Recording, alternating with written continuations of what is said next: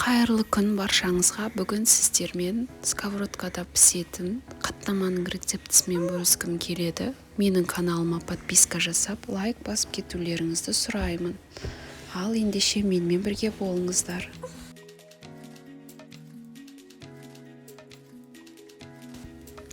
Бұл қаттаманың рецептісі өте оңай, себебі жай ғана ингредиенттерден тұрады, яғни 2 стакан суымызды 2 шай қасық тұзбен араластырып, ұнымызды қолымызға жабыспайтын қамыр болғанша илейміз.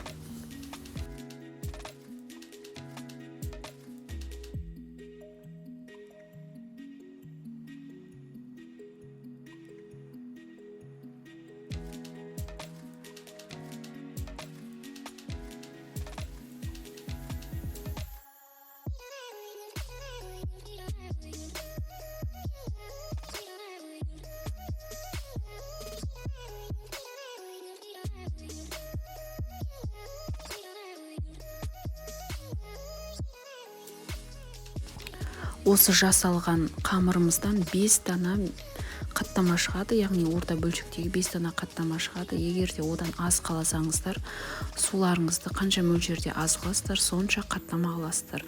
Яғни менің 2 стакан суым 500 мл болды. Егер 1 қаттама қаласаңыздар, 100 мл қосасыздар.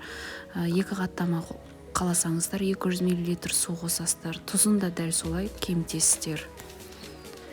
Дайын болған қамырымызды осылай 20 минутқа қойып қоясыздар. 100 грамм маргарин мен 100 грамм сары майымызды табада осылай ертіп аласыздар. 20 минуттан соң қамырымызды алып 5 бөлікке бөліп, дөңгелектеп 10 минутқа қойып қоясыздар.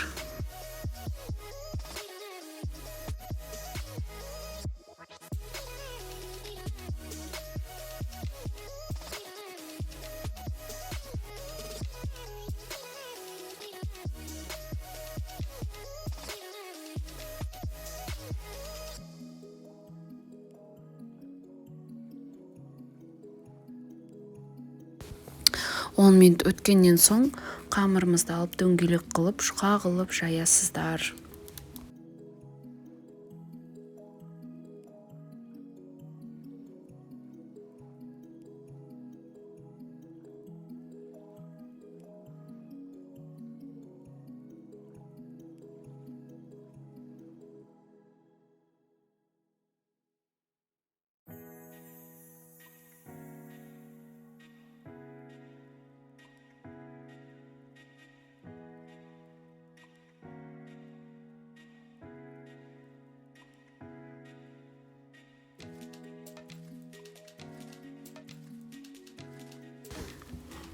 Жайылған қамырымызға ертілген майымызды құйып, барлық жеріне жағып, орап, ұлу тәрізді етіп, оны пакетімізге салып, холодильникке қойып қоясыздар. Ең құрғанда 10-15 минут тұру керек.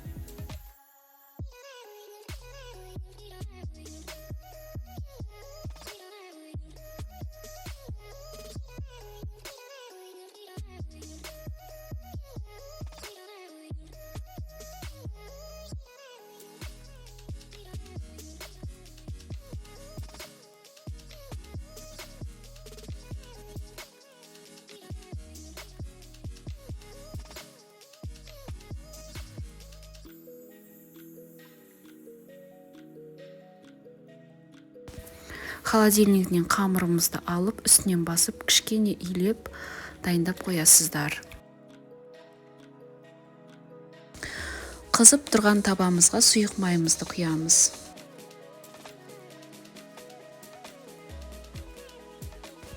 Қызып тұрған табамызға нанымызды салып, екі жағынан қызыл түстес болғанша пісіріп аласыздар.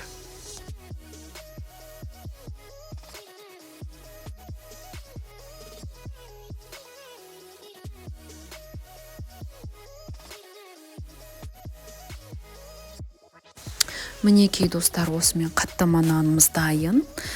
Ең оңай рецепт және де ең тез жасалады, және де ең дәмді. Менің каналыма подписка жасап, лайк басып кетулеріңізді сұраймын.